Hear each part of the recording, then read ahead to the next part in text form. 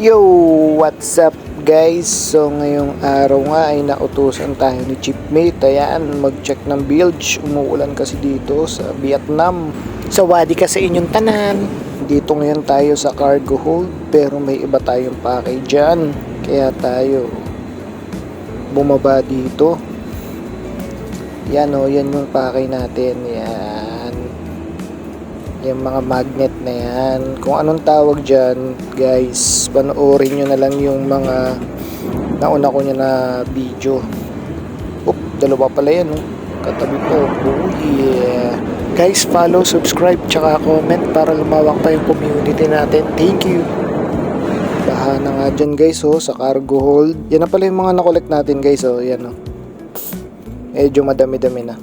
Silid na natin sa bulsa yan para sure bull na yan, guys. Yan, gawa tayo ng art.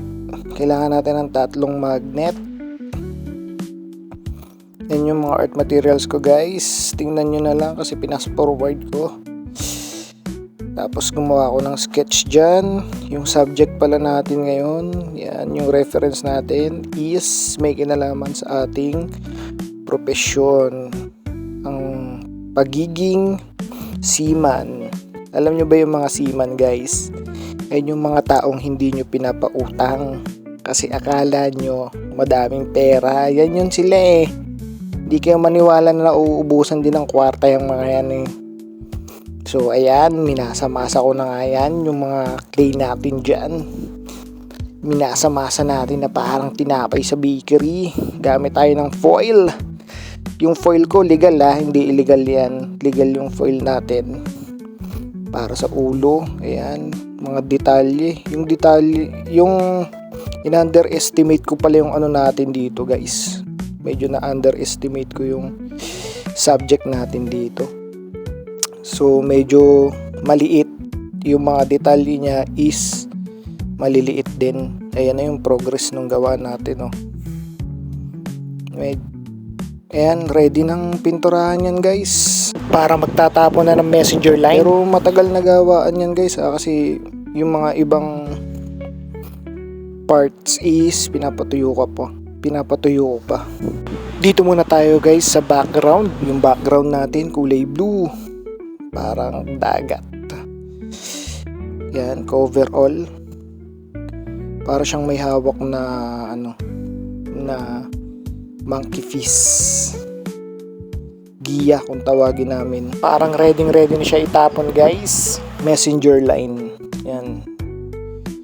Tapos sa likod niya is si officer, si Kapitan Tarantantan. Happy birthday. So, yan yun.